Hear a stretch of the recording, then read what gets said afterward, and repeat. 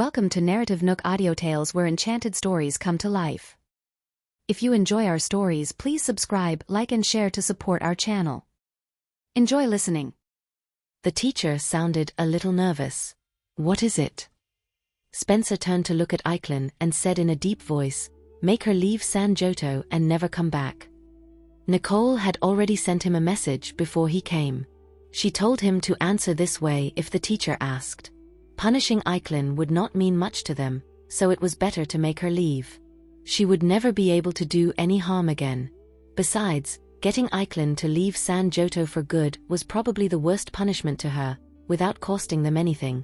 Eichlin completely broke down after hearing what Spencer said. She could not help but scream, "No, I don't want to leave. Spencer, please don't do this to me. I want to stay." They wanted her to leave San Giotto forever, and it would mean that she would never see Spencer again. No, she did not want that. She knew she was wrong, but she did not want to leave. She wanted to be with him. "Would you prefer prison then?" the teacher said to Eichlin in a stern tone, his eyes filled with anger and disappointment. Spencer and the others had already agreed not to pursue the matter any further. He felt that the condition they came up with was way better than Eichlin going to prison, so he did not expect Eichlin's reaction. "I'd rather go to prison than leave," Eichlin insisted. After all, she could still get out if she went to jail, but leaving San Giotto meant she could never come back. "Shut up." The teacher was really angry this time. Everyone had already given in and offered her the best way out, yet Eichlin was still not satisfied and showed no sign of remorse.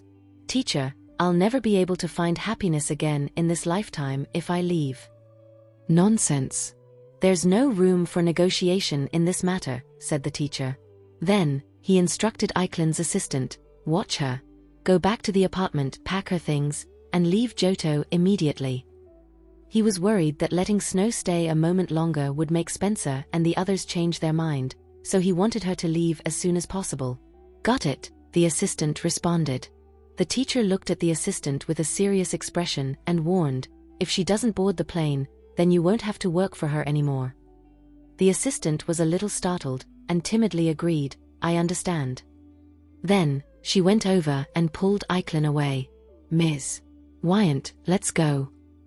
Eichlin cried out as she was dragged away. "No, I don't want to go. Spencer, you can't do this to me." "Teacher." The door closed, and Eichlin's voice grew fainter before disappearing eventually. Spencer bowed his head a little to his teacher. "Thank you, sir." "Spencer, I should be the one thanking you." The teacher sounded a little exhausted. "I truly had no idea that after Eichlin came here, she would." He felt like it was his fault for not seeing through Eichlin's intentions and believing that she was genuinely looking for experience. "I hope you can comfort her and help her settle down sooner this time when she goes back," Spencer suggested. He understood that the teacher cared for Eichlin, and that was one of the reasons why he chose to let her off the hook. The teacher paused momentarily before nodding. "I'll keep an eye on her after going back. I'll head back for now then. I'll come visit you again tomorrow." Spencer's facial expression relaxed. It was good that things could be resolved this way. Otherwise, everyone would have been in a difficult position. "Sure. I'm getting tired too. I could use some rest." The teacher sighed and waved Spencer goodbye, looking a little weary. Spencer left the hotel and got into his car. Then, he went to Nicole's office in Dilcorp. Seeing him, Nicole raised an eyebrow. She was a little surprised that Spencer arrived so soon. "You were pretty quick with it." The teacher was even quicker. "Eichlin should be on her way to the airport by now." Spencer shrugged. "Of course, he came back right after doing what he had to." "Are you sure?" Lulu exclaimed in surprise. Then, she scrutinized Spencer and furrowed her brows. "It looks like your teacher really likes Eichlin a lot. Otherwise, he would not have been in such a hurry to send her away, fearing that they might change their minds." Spencer chuckled. "Not exactly. He's probably just worried that if he keeps Eichlin here, there might be more problems." They did not understand Eichlin, but the teacher knew her very well and had probably guessed that she would not give up so easily. Why did she agree to leave? Lulu asked curiously. Her assistant was hired by the teacher, Spencer explained. I see. Lulu looked like she immediately understood everything. No wonder the assistant's willing to keep up with a person like her. We got what we wanted now that Eichlin has already left. We have nothing to worry about anymore. Nicole lifted her gaze and looked at Spencer and Lulu. So, why don't you two lovebirds go show off your love somewhere else? Nicole even shook her head lightly, as if she could not bear watching them any longer, playfully teasing them. Lulu's cheeks reddened as she responded, "We're not showing off." "In that case, go next door and enjoy yourselves. I won't disturb you," Nicole teased with a smile. Spencer watched their interaction and smiled. "We'll head out now then." "Go ahead." Nicole waved her hand. As Spencer led Lulu to the door, he suddenly stopped and turned to Nicole. "Thank you," he said. He knew that Nicole had put in a lot of effort to help him and Lulu in this. It was all thanks to her that everything had finally been resolved. Nicole smiled. "You're my brother after all." Spencer was her brother and Lulu was her best friend. There was no way she just would sit back and do nothing to help them. After Spencer and Lulu left, Nicole smiled and thought to herself, no one's going to cause Spencer and Lulu any trouble now that Eichlin's gone away. They can finally live happily now. As soon as Spencer walked Lulu back to her office next door, he hugged Lulu tightly in his arms. He whispered, "I'm sorry. If I had known things would turn out like this, I wouldn't have agreed to take care of her." Lulu hugged him back and patted his back gently. "It's not your fault." There was no reason to dwell in the past. What mattered was how they should face and resolve the problems. Spencer lowered his gaze to meet hers. With eyes filled with deep affection, he said, "No one's going to hurt you now." Then he kissed her. It was loving and full of devotion. Spencer and Lulu made a statement of understanding, saying that Eichlin had been sent away and the sibling duo who had framed Lulu was given a judicial warning. They promised never to engage in unlawful activities for personal gain anymore. They also issued a public apology to Lulu on the internet, and the incident finally came to an end. Everything seemed to be over, and everyone eagerly waited for the wedding day of the two couples. When they returned home from work, the house was filled with people. Nicole and Jared entered with Nolan and Lana, only to find out that Dexter and Emma were there too. "Uncle Dexter, Aunt Emma," Nicole greeted. She urged Nolan and Lana to greet them too before sitting down. Gloria took a glance at Nicole and smiled. "You're back just in time. Come have a look at these pictures. Let me know if you think there are any suitable for your brother and your cousin Emery." "Why don't you let them choose?" Nicole felt embarrassed. They ought to have some say in the woman they want to marry in the future. Gloria and Emma sighed in unison. "If they were willing, we wouldn't be here today." Nicole immediately understood. No wonder I hadn't been seeing Stanley around. He must have been hiding from Mom. "What do you think of these ladies?" asked Nicole, referring to the photos of the women. Gloria and Emma rushed up from their seats with a bunch of photographs in their hands. "We've asked their family and did background checks. They all seem to be quite satisfied with Stanley's financial and job stability too." "That's for Emery," said Emma, pointing to another pile of photos.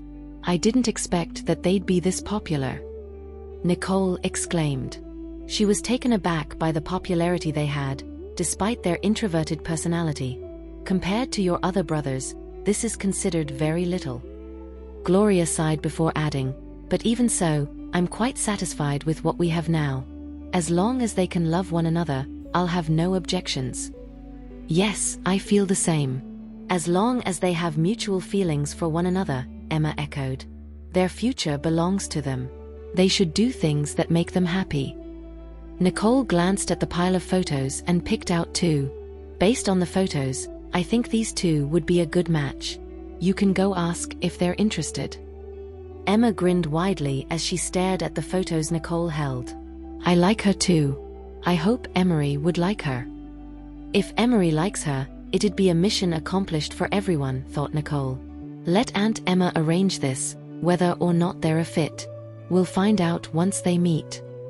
Nicole smirked. Emma sighed. He never listens to me. Why don't I talk with him? I'll make him listen, Dexter said in a firm voice. Mom, you don't have to tell Stanley about this. Let him go straight to the date. Otherwise, he'll be a no-show like today, Nicole suggested to Gloria. Gloria nodded in agreement. Yeah, I agree. Mommy, why is Uncle Stanley going on a blind date? Why isn't he dating Aunt Tia? Asked Lana, her head tilted sideways, trying to comprehend the situation. Don't be so nosy. It's adult stuff, said Nolan, rolling his eyes. Lana stuck her tongue out at Nolan. Yeah, right. Of course I'm right, Nolan bragged. He knew that Uncle Stanley and Aunt Tia were not a couple yet. Lana pouted, irritated at her brother. Everyone around the room was shocked to see the twins bickering. Then, Gloria smiled and comforted Lana. You like Aunt Tia, don't you? I like her, but I think Uncle Stanley likes her more, Lana said innocently. Lana was convinced that Stanley had a crush on Tia. However, everyone else seemed to think otherwise. Nolan did not refute his sister's statement. Everyone chuckled and brushed off Lana's words. Gloria, is what little Lana saying true? Asked Emma with hopeful eyes. If Stanley had real feelings for someone, it'd be a really good thing. Gloria sighed. I actually can't tell if he does. Gloria had the assumption that her children were still young and naive. She had witnessed Stanley helping out Tia often, but nothing developed further in their relationship. Furthermore, Stanley had agreed to do blind dates over dinner. The blind dates. Emma hesitated. She did not want to break up the couple. After pondering for a moment, Gloria spoke up.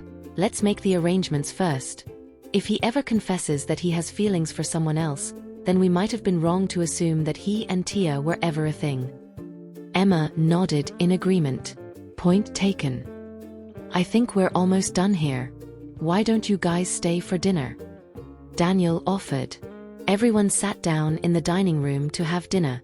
The twins watched TV in the living room as they had already gotten their dinner at kindergarten. It was not long after that the twins felt bored and made their way to their rooms. Nolan, did you find out what happened to Uncle Stanley and Aunt Tia? Lana asked in confusion. Nolan shrugged. You might have to ask them. Lana was not satisfied. It felt like her brother was bullying her, not wanting to tell her the truth. She shot back. Then why did you act like you knew everything earlier? Nolan stood there, shocked. There are many different types of like. I think what Uncle Stanley likes about Tia is not what you think it is. But the way Uncle Stanley treats Aunt Tia was quite different from the others. If it's what we think it is, then why isn't Aunt Tia his girlfriend? Nolan thought to himself. He could not figure out the relationship Stanley and Tia had. Perhaps it was a misunderstanding and maybe they were just great friends. Then what can we do? Lana whined. She sighed and frowned helplessly. Nolan turned and looked at her. What's wrong? Nolan could not comprehend why his sister was frustrated. Our uncle is finding a girlfriend for himself. He isn't in any hurry, so why is she? Nolan, why don't we find a way to help Uncle Stanley and Aunt Tia get together? Suggested Lana, her face immediately lighting up. If Uncle Stanley and Aunt Tia aren't together as boyfriend and girlfriend yet, then Nolan and I can help them. I don't think they're just normal friends. Stop messing around, Lana, or you'll get it from Mom later, Nolan warned. Lana stuck her tongue out. I won't get in trouble. We're helping out. If Uncle Stanley gets a girlfriend, they should be thanking me. But what if you don't succeed? Asked Nolan. Come on. How would you know if you don't try? From the looks of it, Grandma wants to give it a try, but how will she know that Uncle Stanley will like the girl she picked out, right? Lana urged. Nolan pondered for a while before realizing that his sister had made a fair point. How do you want me to help? We have to create a chance for them, of course, exclaimed Lana, grinning wide. Do you still remember when Aunt Tia used to send us to school? Uncle Stanley would often find ways to come with us. Nolan looked at Lana with a serious expression. That's not a bad idea. Let's do it. But if you have more ideas in the future, I think you should tell me first and do it yourself. I know. Lana smiled. She would always listen to her brother's advice. Nolan felt more at ease. He did not have to worry about Lana's schemes nor if it would implicate them both. While the twins were plotting up a storm upstairs, the adults were enjoying their dinner downstairs in the dining room, completely unaware. Once dinner was over, Dexter and Emma left. Spencer and Samuel also returned to their respective rooms. Gloria pulled Nicole aside. Nicole, can you set up the date with the lady? If Stanley doesn't show up, tell me. Gloria knew Stanley was the one who agreed on the blind date in the first place, but he had ghosted everyone. She was worried about Stanley's attendance at the blind date. Sure thing, Nicole agreed with a smile on her face.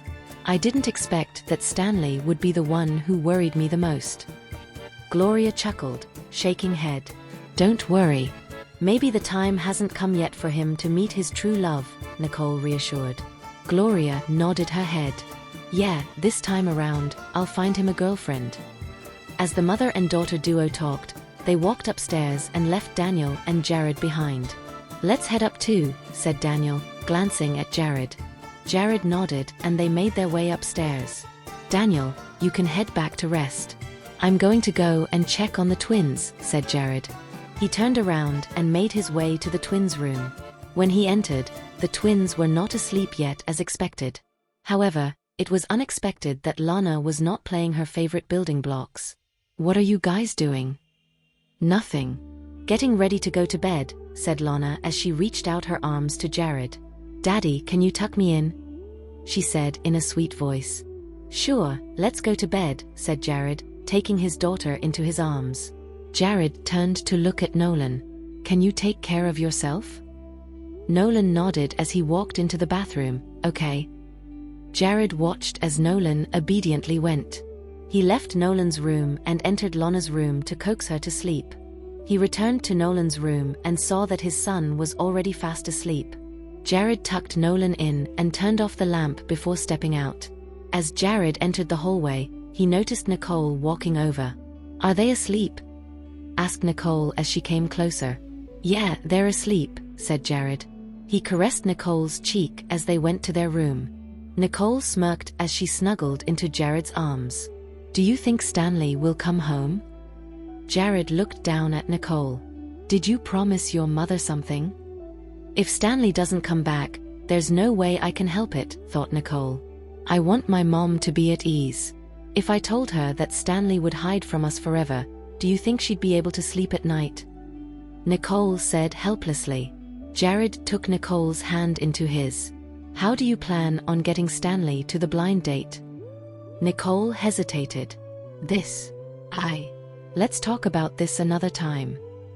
Nicole had not thought about how to execute her plan ever since the blind date idea had been decided. The ladies that Mom had set Stanley up with are mostly from influential and distinct families. Once something is set up, there's no backing out. But Tia. Nicole furrowed her eyebrows. I thought Stanley had genuine feelings for Tia, but he agreed to go on blind dates. Could it be that we all misunderstood his intentions before? Jared caressed Nicole's hair gently. Don't think too much. He's not a child anymore. He can think for himself. Nicole nodded, immediately understanding what Jared meant. No matter how much effort anyone put in, the final decision had to be made by Stanley himself. When Nicole and Jared reached their room, Nicole massaged her shoulders, looking completely haggard. Jared sat next to her with a concerned expression. Has work been too hectic for you recently? She looks so burnt out. Could it be the workload that's affecting her? Thought Jared. It's okay, said Nicole. She bit her lip hard, trying not to show how stressful work was for her. Jared gave her a massage, trying to help her unwind. Come, let's sleep, said Jared with concern in his voice. Eyes half closed, Nicole agreed. Jared looked over at Nicole and noticed she was already fast asleep. He glanced at her, feeling troubled at how helpless he was in the situation. He tucked the blanket over Nicole. The next day, the sun was shining, and the Riddle family was already up. Nicole and Jared were preparing to send the twins off to kindergarten, but were unexpectedly warded off. They insisted on having Tia send them instead. Nicole furrowed her eyebrows, staring at the twins blankly. She noticed the twins were avoiding eye contact with her. Immediately, she knew that they were up to no good. Okay, Jared agreed. He turned to Albert and asked him to get Tia. After a while, Tia appeared with a confused expression. Mr. Johnston, what can I do for you? The twins want you to send them to kindergarten today. What do you say? Asked Jared quietly. Tia was taken aback. Me? Aunt Tia, we like how you always send us and pick us up at kindergarten. Can you send us? Lana persuaded cutely, taking Tia's hands into hers. Tia looked at Lana and agreed. Of course I'm willing to, but... She paused and looked at Nicole, unsure of why Nicole and Jared would suddenly ask her for a favor. If you want to, we'll give you some overtime pay, said Jared. No, it's okay, Tia refused, shaking her head. She loved the twins. She would not mind this. I know you really want to help out, and giving you some overtime pay is really no issue. So you have to accept it, no matter what, said Nicole with a smile. Come on. Let's go, Lana interrupted as she pulled Tia toward the door. Tia followed behind the twins. I'll talk to Ms. Nicole later, she thought to herself. After the twins had left, Nicole turned around and looked at Jared with raised eyebrows. Are you helping them? Yeah, Jared said coolly. He intertwined their hands together, walking out the front door and into the car. Jared had also seen right through the twins' intentions, but he also considered Nicole his main priority. The sooner Nicole can get this task out of the way, the easier it would be for Nicole to be at ease. The car engine revved. Have Patricia go over to Riddle Corporation from now on, Jared ordered. Yes, sir, replied Max. Nicole was taken aback. Why did you arrange someone to help me? Ma'am, she's different from others. Mr. Johnston trusts her very much, Max explained. I know. She's just like Janice, Nicole grumbled. The name suddenly burst out from her mouth without thinking. She could not recall how she knew the name. I can't recall if I've ever met a person with this name, ever since I have returned, thought Nicole. Ma'am. Max exclaimed, startling Nicole. She remembers Janice. Everyone was saddened by Janice's death, and no one dared mention it ever since. She remembered him without anyone bringing it up. Does that mean she's regaining her memories? Nicole nodded. I can't recall much, but I have some minor improvements. She had regained very vague memories. However, the name Janice was very clear in her mind. Let Patricia follow you. You can leave anything to her. Don't overexert yourself too much at work, said Jared. Nicole raised her eyebrow, looking at Jared and immediately understanding what he meant. So he thinks I must have been overworking myself and arranged someone to help me out. He knew that it would be confidential work, so he sent a person he trusts. Now that I think about it, he's acting a bit funny. He doesn't usually meddle with the affairs of others and help the twins get away with their childish plans. I thought it was because of the twins that he did that, but it turns out it was because of me, thought Nicole to herself. Nicole's heart fluttered from Jared's subtle actions. She leaned on his shoulder and whispered, "Thank you." Jared brought Nicole into a hug, planting a kiss on her forehead. Soon enough, the car came to a halt in front of Riddle Corporation. Nicole looked into Jared's eyes before giving him a kiss on the cheek. "I'll see you later." A grin appeared on Jared's face. He watched as Nicole climbed out of the car. "I'll fetch you after work." "Okay," Nicole agreed, grinning as she walked into the building. Jared waited until Nicole safely entered the building before turning around to look at Max. "Let's go." "Yes, Mr. Johnston." Max revved up the car engine and drove away. As soon as Nicole walked into her office, her secretary immediately rushed up to her and handed her a pile of documents. "Ms. Riddle, these are the documents you need for today." "Okay, place them on my table," Nicole ordered. Her secretary placed the documents down and left her office. Nicole took her documents in her hands. She went through all the proposals, plans, and reports, one after another. After a while, her eyes began to feel heavy and drowsy. Why am I getting so tired so easily recently? Nicole thought to herself. A knock on the door broke her from her thoughts. She quickly perked up and looked at the door. "Come in." A young woman walked in with graceful steps. "You're Patricia," Nicole guessed as she looked at the young woman standing before her. "Ms. Riddle," Patricia greeted politely. "There's no need for you to be so formal with me. Since you'll be working with me from now on, it'll be more casual," said Nicole. She pointed to the pile of documents on her desk. "Are these doable for you?" asked Nicole. Patricia nodded. "Yeah." Nicole quickly filtered out the documents and workload for Patricia before handing it over to her. "Great. This is for you." "Thank you," Patricia said as she took the documents in her hand and started going through it by Nicole's desk. Nicole pointed to the coffee table in her office. "You can go and sit over there to work. I'm glad you're here. Lulu's going to be on leave soon for her wedding and honeymoon. I really needed the extra hand. With Patricia here, my workload will surely be lighter," she thought to herself. "Ms. Riddle, if there's anything you need me to do, you can leave it to me," said Patricia. Nicole chuckled and smiled. "If you keep acting like this, I'll think you're a robot. Please loosen up or I'll have the impression that you're being compelled to do this." "No, I really want to do this well," Patricia explained, with a trace of nervousness across her face. Nicole smiled. "Well, that's great. As for the rest, you can slowly take it on, one at a time." Maybe she's too nervous being here for the first time. "I'm sure that over time, we'll get to know each other better and she'll be more comfortable," thought Nicole. The office became quiet once more. With Patricia helping Nicole out, the speed of Nicole's workload was like never before. The drowsiness Nicole had felt earlier completely disappeared since Patricia came. Time went by in a blink of an eye, and soon it was already lunchtime.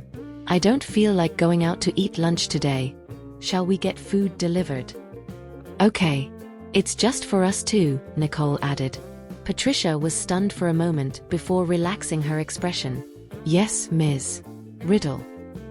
Patricia ordered their lunch and waited downstairs for the food to arrive. When it did, she brought the food into the office. "Ms.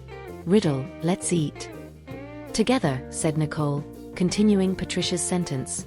She handed a pair of chopsticks to Patricia, motioning for her to sit with her and eat. "You can shadow me from now on. I trust you and naturally, I'll rely on you for many things, and I hope that it goes both ways," said Nicole, her face seriousness. Nicole knew that Patricia would fulfill her requests, not only because of Jared's orders, but she hoped that Patricia would trust Nicole. She wanted to gain the trust of Patricia and to wholly accept her. Patricia cautiously picked up her fork and looked up at Nicole. "Ms. Riddle, don't worry. I understand where you're coming from." Patricia had no complaints when she had received the order from Jared. Now it felt completely different. Novel drama.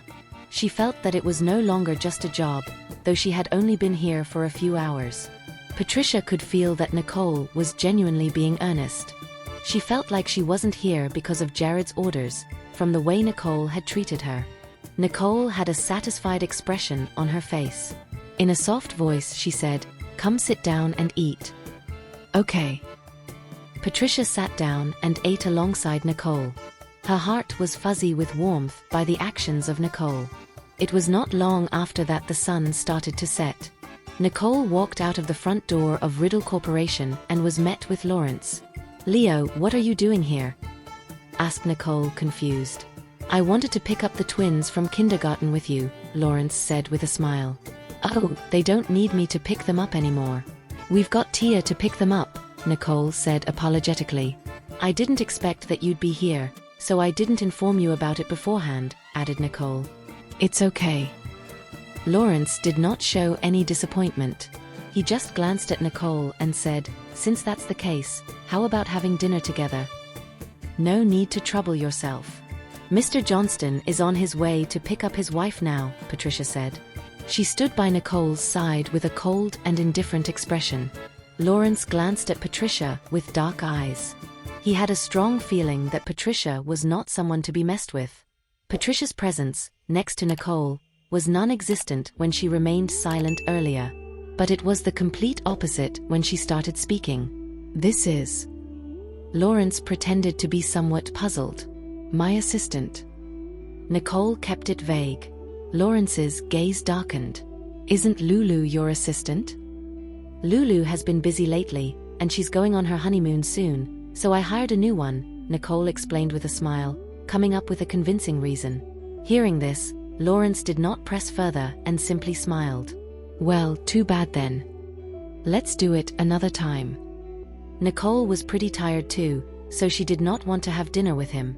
Sure, I'll see you next time. Lawrence did not persist. Nicole saw Jared's car driving in, so she said, I'll be leaving now. Bye, Lawrence replied, watching Nicole board the car and leave. Once she was gone, Lawrence's expression turned cold and ruthless. Lawrence got back into the car, and Ian asked, Mr. Lawrence, is everything all right? Find out who the lady next to Nicole is, Lawrence ordered in a cold tone. Understood, Ian promptly agreed before asking, is there something wrong with her? I'm not sure, but something doesn't seem right, Lawrence replied. Even though Nicole had explained that Patricia was her new assistant, the woman's aura was far from what an ordinary assistant would possess. Why would there be such a person around Ms. Nicole? Ian muttered as he found it strange. Lawrence glanced at Ian and said, you can investigate the people working under Jared. Mr. Lawrence, are you saying that? Ian did not finish his sentence as he thought to himself, did Jared send her? Although Lawrence did not say it, his message was quite clear. Ian knew that there were not many people who could work around Jared, yet that woman was one of his people. Even though she was working under Nicole, she probably was not capable enough to be around Jared. Got it, Ian responded seriously. If this person had been arranged by Jared to be around Nicole, there was only one possibility, to protect her. But did Nicole need someone to protect her? Something must have happened, or... Lawrence's eyes turned dark as he looked out of the car window, deep in thought. Meanwhile, in Jared's car, Patricia was sitting in the passenger seat. Her voice low as she said, I've taken care of my identity, so they won't find anything. From now on, unless there are special circumstances, just go to and from work normally. Nicole looked at Patricia.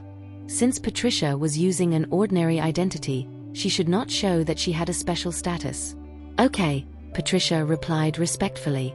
After a while, they arrived back at the Riddle residence. Nicole and Jared entered the house, while Max and Patricia left. In the living room, Nicole noticed that Nolan and Lana had not returned yet and casually asked, are Nolan and Lana not home yet? Not yet. Gloria glanced at the time and said, they should be back soon. Okay. Nicole and Jared sat down, waiting for the children to return. Meanwhile, Tia had picked up Nolan and Lana, and they were already on their way home. In the car, Lana leaned against Tia and looked at her with innocent eyes. Aunt Tia, do you know that Uncle Stanley is going on a blind date? Tia's expression froze for a moment before she replied, I heard. It's great, right? Mr. Stanley should indeed find a girlfriend. Lana paused for a moment before adding. Lana could not help but sigh inwardly.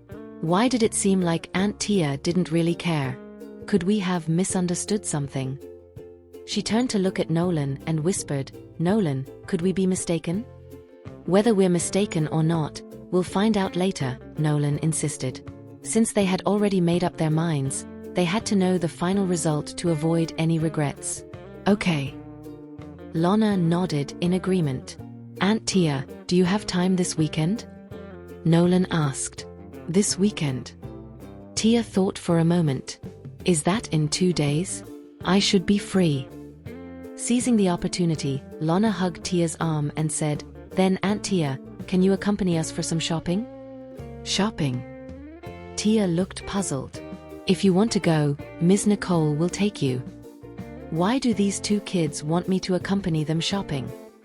But we want you to come with us, Lana said, swaying Tia's arm gently. Please, Aunt Tia, if you're not busy, can you accompany us? Well. Tia hesitated but ultimately could not bear to disappoint the two little ones. She agreed, I'll ask Ms. Nicole when I get back. Okay, Aunt Tia, you promised.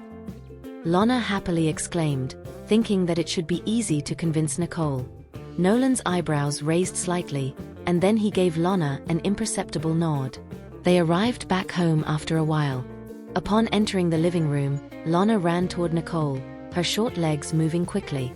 She jumped into Nicole's arms and said, "Mommy, I want to go shopping this weekend. Can Aunt Tia come with us?" "You want to go shopping?" Nicole was somewhat surprised.